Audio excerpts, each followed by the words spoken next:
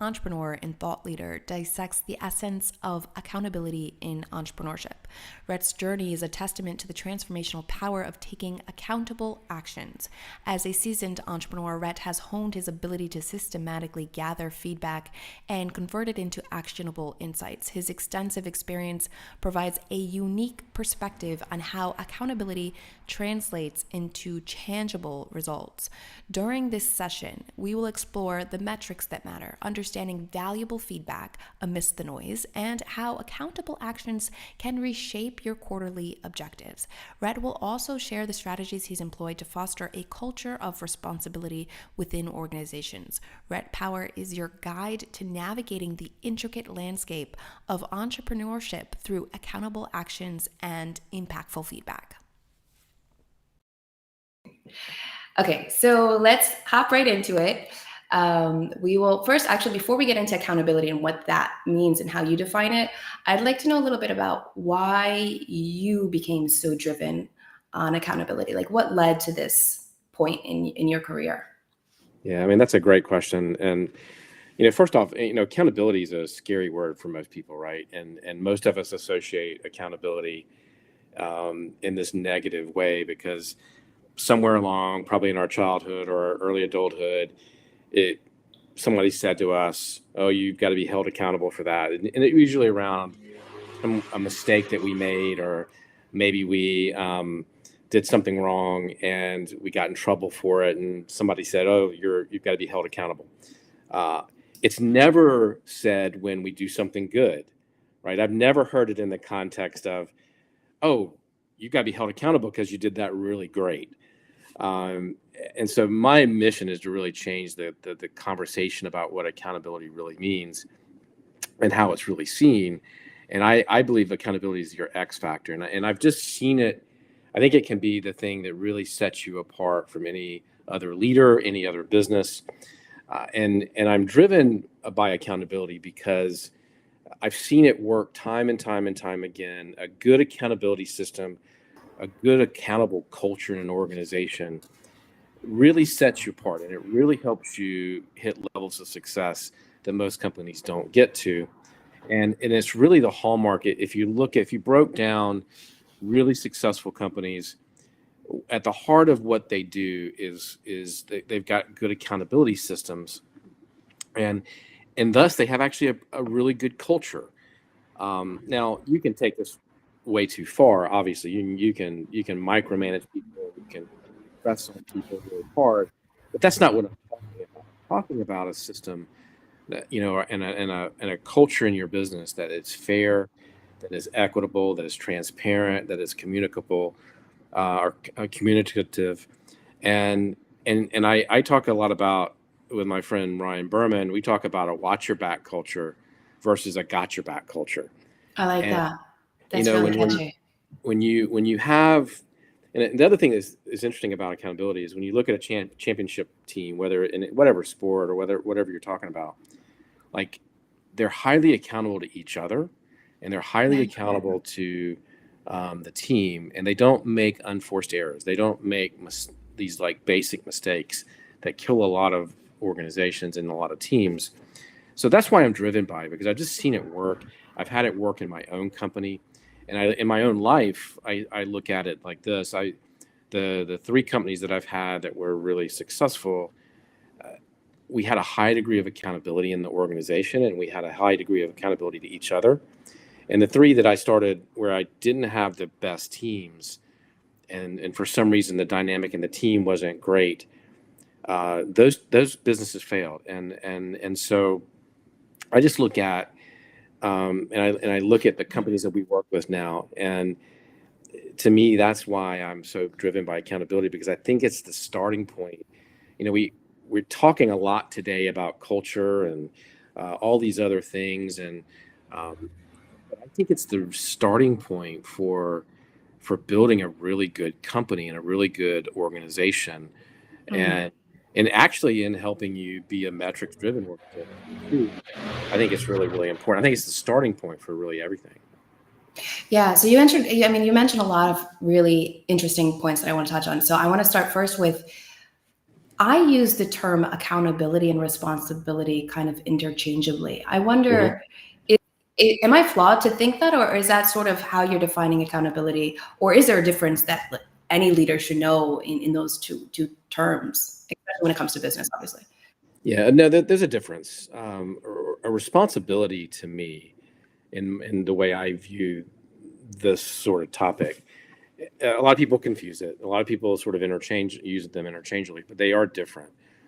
If I'm the CFO, I'm responsible for get the monthly numbers done. I'm responsible for the forecast. I'm responsible for getting those things done.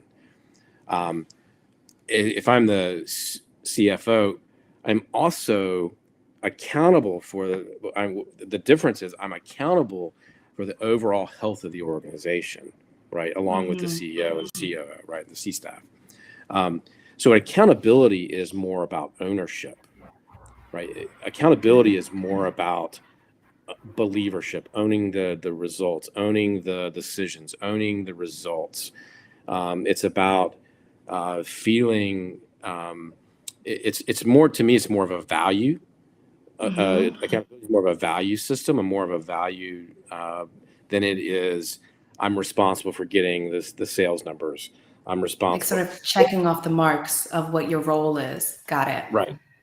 Okay. That makes sense. To me, it's a bigger overarching thing, right? It's a feeling, it's a ownership, it's a belief, it's a way we act, it's a way we make decisions. To me, it's a sort of a more deeper thing than a responsibility. Yeah, I get that. It's sort of tied to your character, right? So if you're showing up as an accountable person, then that bleeds into your business, and that's sort of the differentiation between just checking off the marks of showing up to work, right? Like that, right. And that's what I'm understanding. Okay, cool. Right. So that's actually a good way to distinguish the two words, and I'll make note of it from now on, because I'm definitely guilty of using those two terms interchangeably. Sure. Sure. So touching on that, I mean, you also mentioned how this has showed up profoundly in your own experience as a beneficial aspect, to include some sort of accountability system or some way to track the progress, right, of a team of the business. I think as entrepreneurs, any business, basically, our key metric is the bottom line, because that determines whether or not it's working or not working. But that number doesn't just appear by itself, right? If you unravel it, it's tied to the people who are pushing towards it, or the systems or the strategies. So I'm very aligned with what you said about how it's not just, this tick off the mark. Businesses, in the same way I think that businesses move economies, I think what you're saying is, and you can correct me if I'm wrong, but it sounds like people are the ones who are moving the businesses. So by holding them accountable, you're, at the end of the day, moving the business. Yeah. So my question would be, how do you help entrepreneurs who are focused just on the bottom line start to unpack what those metrics are behind the bottom line? Yeah. Does that make sense? Yeah. It does, to a degree. I think there are a bunch of answers to that. I think, number one, if you pay attention just to metrics, you're going to have probably a pretty terrible culture in your organization. But metrics is extremely, they're extremely important, and they're extremely important to measure. And it's actually important that people know where they are against where they're supposed to be. And that's the thing that we often miss is, I've worked in organizations, you've probably worked in organizations where I worked in this sales organization when I was really young. And I remember my general sales man, I was in sales, and my general sales manager came and he said, "Here's your number for the year." And that was all he said, and so I had to sort of make it up as I went along, and I'd go to him for advice, and he'd just say, "Well, that's your number, you got to hit it." And not how, not, I was probably 22, and first sales job. And So um, I think people have to, and the other thing is, I didn't know why I had to hit that number. Like, where did that number come from? Yeah. What were the other younger salespeople supposed to hit? What were the senior people supposed to hit? Yeah. I had no idea where that fit into the whole matrix, the whole organization. And so I think metrics without sort of tying it to some of the softer stuff, the culture stuff, is a mistake. So I think you have to have, like, we talk about, we help companies put in what we call an accountability management system. And what that does is it ties people, let's say the management has said you've got to hit a particular sales number or a particular product delivery date or whatever it is. We break that down by individual in this plan so that everybody understands what their small part is to hit the overall number. We help them understand, we help the companies understand, like, what everybody's role in it is and what everybody's job it is, so that the overall company can be successful. And once people understand, and they also see what everybody else's deliverables are, right? So they see that it's fair and equitable. They see that their piece makes sense with what everybody else is doing and what everybody else is capable of doing. And so when you can tie people's work to the overall goal, what their role in it is, they understand their importance in that role, right? If they don't deliver what they're supposed to deliver, then everybody else is not going to be successful, right? Mm-hmm. When that's all tied together like that, and you can give people clarity on what their role is and why it's important, and that they play an important role. And I think that's the key sentence, is they see that they play an important role in this organization, in this success. If you look at the numbers, what's interesting to me is Gallup does some amazing research on, in unengagement. I think almost 75% of our employees are not engaged, and like 20% are deeply not engaged. 50, What's the difference? I mean, deeply not engaged means you're so checked out that you're just showing up for work. Wow. And never challenged on that, never pushed on that. Right. Yeah, I can be witness to that, definitely, especially when they're like bureaucratic organizations and they're so large and there's almost like fear to stand out, right? So they just get very quiet and remote in their role. So it's a sickness in a lot of corporations and institutions. Yeah, I mean, and then there's 14% of employees, and the recent survey said that they are managed in a way that motivates them. It's like 70% of employees feel like they have no direction. 50% of our managers don't know what's expected of them. I mean, it's amazing that we're putting. I use a bunch of sports analogies because I was an athlete in university, and I'm not a big sports watcher, but I think they are apt in a lot of ways, because it's like putting a team out on the field or the pitch, putting our teams out there on the field, and we're not preparing them for it, right? We're not giving them the game plan. And so, to me, having a good accountability system where you're measuring, and it has to be done like this, it has to be transparent. They have to be able to see what everybody else is supposed to deliver. They've got to see where those people are against their deliverables. They've got to be able to track and see how the team is doing, how everybody else on their team, how everybody else in their division is doing. That's got to be clear and transparent. What that does is it takes the bias and the favoritism out of decision making. So another thing that happened to me in that organization was, even when I started doing really, really well and hitting goals, and I figured it out, I never got the good accounts because the sales manager, he had favorites.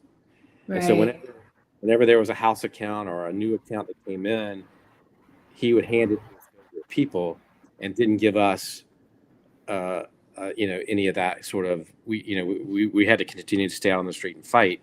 And he was giving some of his favorite people the good accounts.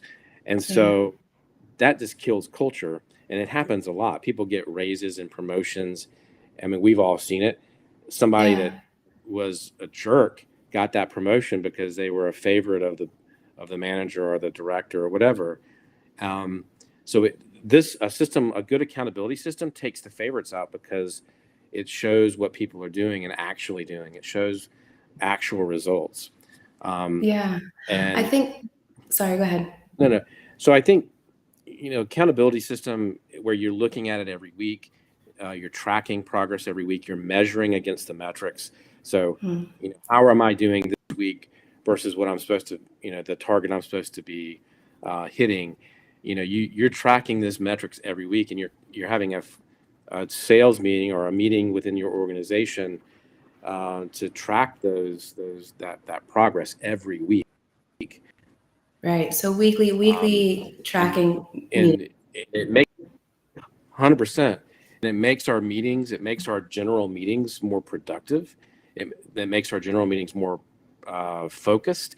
It also heads off any problems, any bottlenecks, any issues, because you Yeah. see what's working, what's not working. It enhances communication, and it actually puts positive peer pressure on people to deliver what they're supposed to be delivering and do the work that they're supposed to be doing.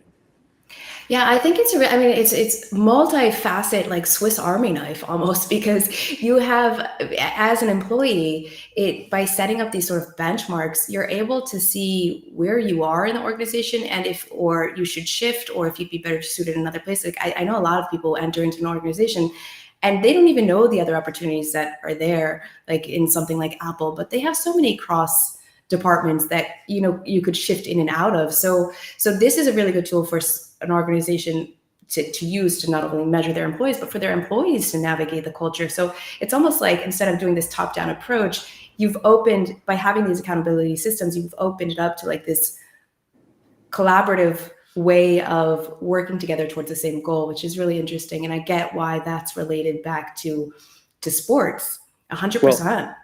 Well, the other thing I think is interesting about it is it gives people. So if you're in a production meeting or a sales meeting or whatever meeting, even if you're in a non-revenue generating department, and you see who's successful and who's doing really well, and if you're a motivated person or a junior person, it also gives you a roadmap to success in the organization, right? So you see what activity that person that's successful in the organization is doing. And if you want to be successful, it gives you a roadmap on how to do it. It gives you, and I love that. I love being able to copy somebody else's success and do what they're doing, maybe in my own way. But the activity is important here, right? The work that they're doing or the things that they're doing to be successful in the organizations are important lessons. And it also, here's the other thing, just a quick anecdote. I think this also really helps managers manage here, because we put a lot of people in positions of management. They were successful in their job. They were successful in sales, or successful in accounting, whatever it is. And we move them up through the organization because they've been successful at a lower level. We move them up. Somebody leaves, we move them up. But we do a horrible job corporately and globally, I think, in giving those people the tools to manage, a system to manage in, a way to manage results, a way to hit their targets, a way to talk to people. And a good accountability system can give a new manager or an inexperienced manager a real system to work in so that they can hit the numbers and the achievements that they need to achieve. So yeah, and in the same respect, like if you have these benchmarks or you have these case studies almost of when your accountability system was really showing up, when someone performed super well, you can then use it as not just a way to manage your team. Obviously, it streamlines the management process because it becomes super efficient, but also because it allows you to replicate it. And I mean, I kind of lost my train of thought where I was going with that, but it allows you to measure when things are going wrong, right? So you can replicate it in that respect, but in the same sense, you can use those benchmarks, those case studies, as when things aren't working. And so based on what has worked and what hasn't worked in the past, you're in a better position to agilely move to any disruption in the market like COVID or anything similar. Yeah, 100%. It actually makes you more agile, and it makes you more flexible to do those things and make those pivots, make those changes. The other thing that it does is because in a good accountability system, we talk a lot about metrics. The metrics are actually pretty well spelled out. What is needed to be achieved, right? What are the numbers? What are the benchmark? What are the things that we have to achieve? What are our OKR? So that's pretty spelled out in a good accountability system. But what it does a lot of times, not only does it give us those warnings, but it helps us, it prevents us from being our own worst enemy. I have the worst case of ADD in the world. And when I was in the toy company, I was literally a kid in a candy shop, because there were so many ideas I had about this toy or that toy, and let's do this and let's do that. And I must have been a nightmare for my people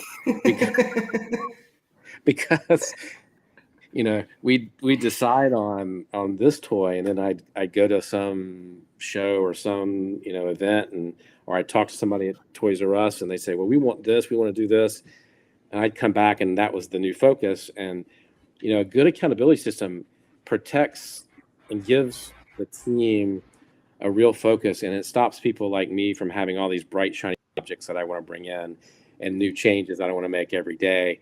And it gives license to people to say, well, Rhett, you said this yesterday, you said this was the focus, this is what we're working on, this is the goal, this is where we're going. Right. What am I supposed to take off my list? Because what's important? It's a check more. It's a system of checks and balances. Yeah, basically. It keeps you from being distracted from stuff that's not maybe the best direction for the business. Yeah, I think that's a really good use case. And also, especially considering the way in which AI is developing right now and all of these new tools are showing up. And so I think most entrepreneurs are like we're skit-scatting between them, trying to figure out which one we should implement in the team. And so having that as, a check and balance system could really help for us to calm down and focus on what it is we need to do so that we can at least hit our objectives. So yeah, I can see how it's useful for that as well. I wonder what advice you would give to startups like pre-seed entrepreneurs who don't really have an operating system in place just yet, because they're still kind of validating whether or not it's a good idea and if it's going to sell. So how do they approach accountability as they're building this foundation? How do you build it into the beginning of a company? I love that question, because it's hard to do when, I'm working with a company now, and they've grown now from 4 employees. Now they've got 300, and they're trying to get their hands around, becoming a metrics driven organization. They're trying to put in, the system of benchmarks and deliverables and give everybody, a focus and trying to get everybody to stay in their lanes and do their particular thing. When you're a small organization and you're doing everything, right, you've got your hand in everything that's going on. That's understandable.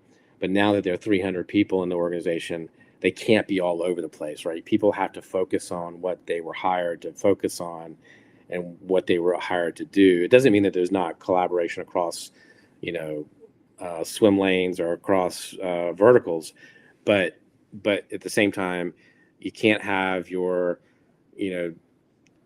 COO getting involved in marketing and trying to make, approve text or approve social media put. You have to stay in. You need people to stay in their lanes and focus on what they're supposed to focus on. So it's easy to do from the very beginning. I think it just means that it doesn't have to be as complicated as sort of system, or it doesn't have to be as sophisticated when you're small. But I do think having, even on a spreadsheet for that matter, keeping focus on your metrics and the deliverables and the key things that are going to move the business forward, and having your team look at that every week, and decide how they're doing against those real key deliverables. Mhm. I think that's still important to do, and it can be done very simply with a spreadsheet. Hey, how did we do this week on this metrics? Because this is something we've all decided is critical for the business to survive, critical for the business to thrive and grow, and we've all agreed that this is something that we have to do. Then it should go down on your accountability tracker, and you should be looking at it every week and ask everybody how they're doing on that metrics. I think that's a Yeah. good way to start. And it also starts with the leadership. My business partner and I, when we had 5 people, we sat down every week and we looked at, in the toy company, we sat down every week when we were just getting started, and looked at those key metrics and looked at the key things and said, are we working on these this week, or what have we done to make progress on these? What are our challenges? What are our victories? What are we doing right? What are we doing? What's not working? And you track that, right? You make those notes. We actually did it with a red, green, or yellow, and red meant that we didn't make any progress, and we needed to explore why we didn't make any progress. So that line had some notes on it. If we had a green, that meant we made progress. If we had a yellow, that means that we made some progress, but there were still things that didn't get done, and so that had some notes by it. So we kept track of it every week so that we knew things and not getting sidelined by things that weren't important. So even to that degree, I think you could start setting a really good uh, accountable culture by just doing it even that simply. And Yeah. just, I mean, writing down these things, writing down these goals, putting them out to your team is going to give you such a better chance of hitting your goals and hitting that success that you want. There's in terms of accountability, from a personal level, if you have a goal and you write it down, you're 20% more likely to hit that goal. If you Yeah. write that goal down and you share it with a friend, you're like 30 or 40% more likely.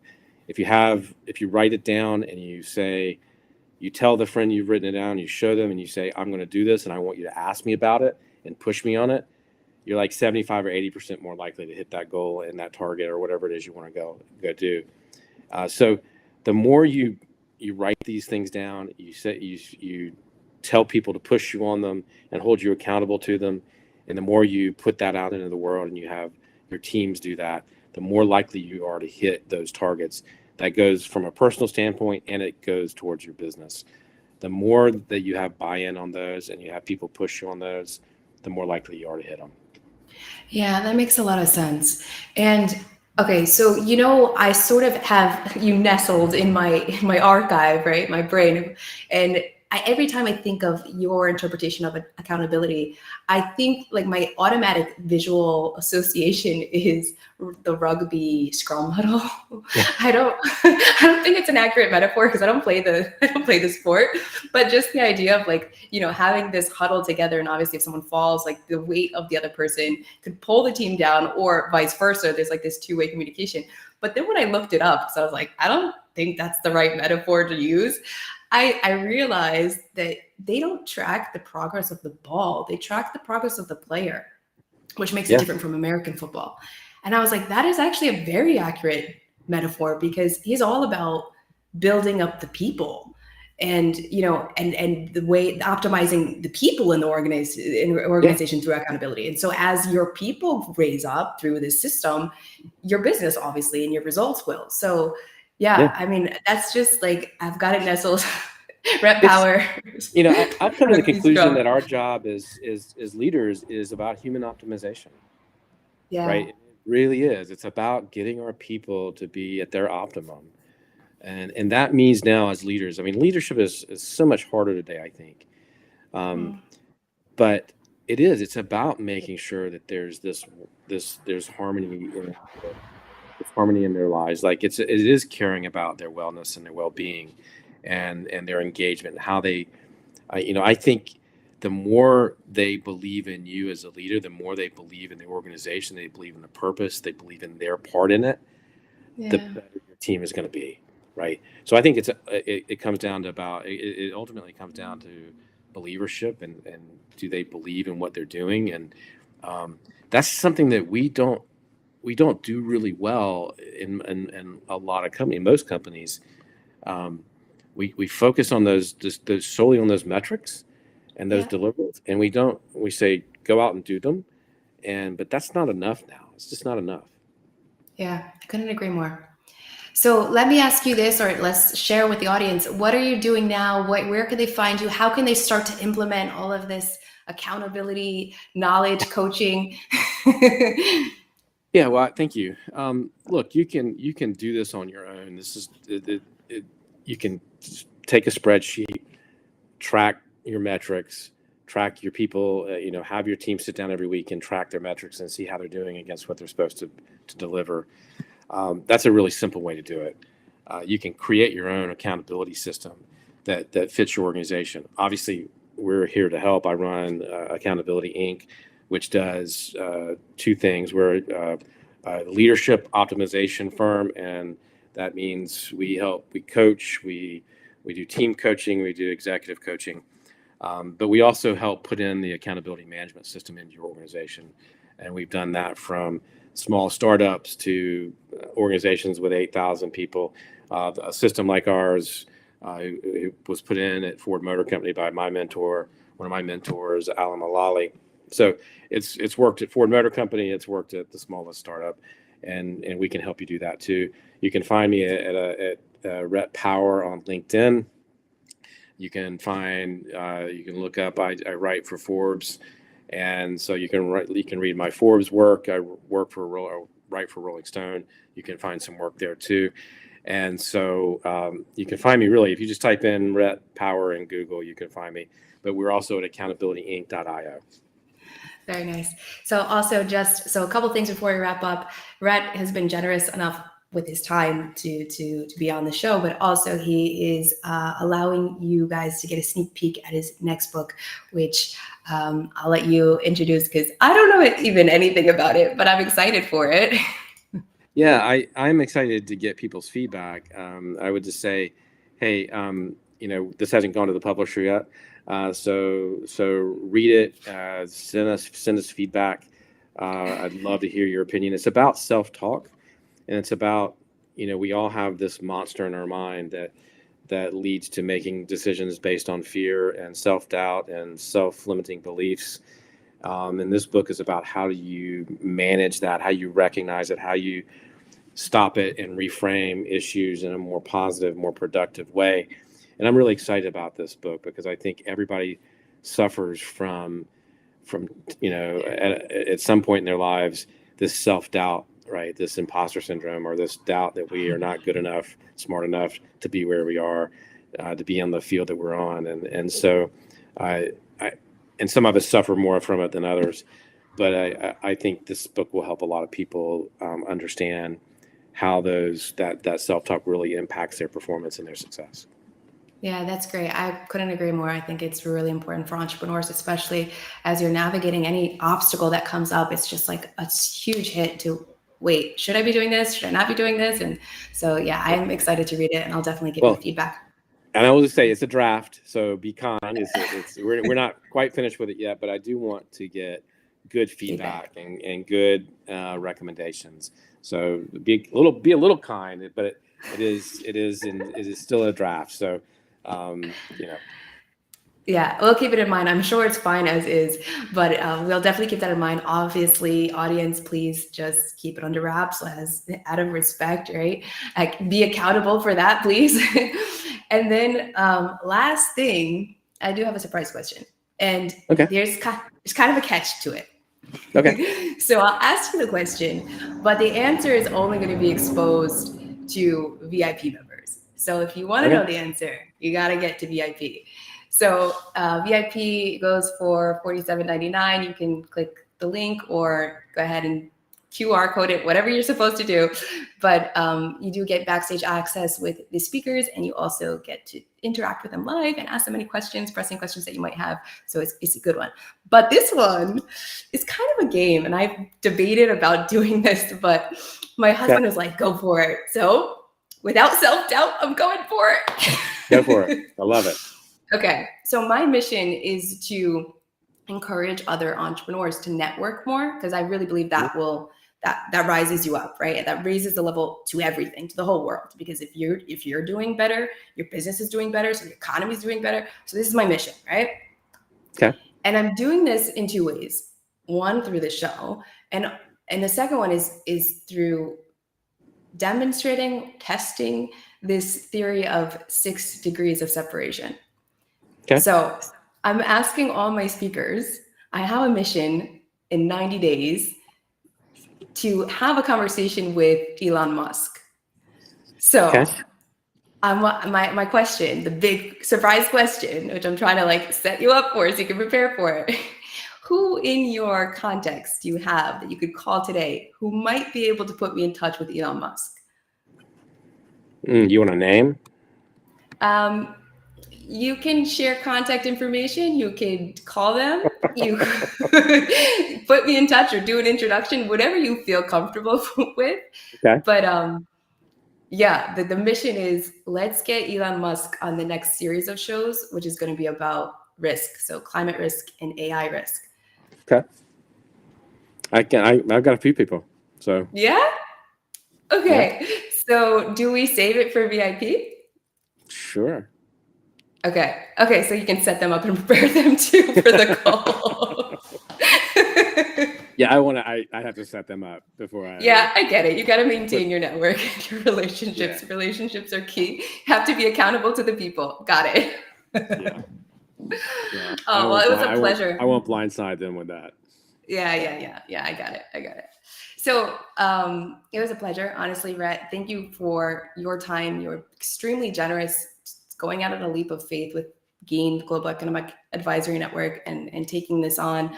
I couldn't have asked for a better speaker, honestly, especially where we are now, because I think accountability is extremely important for the next phases of navigating, what's on the horizon. So thank you for your work and also your time and coming on the show.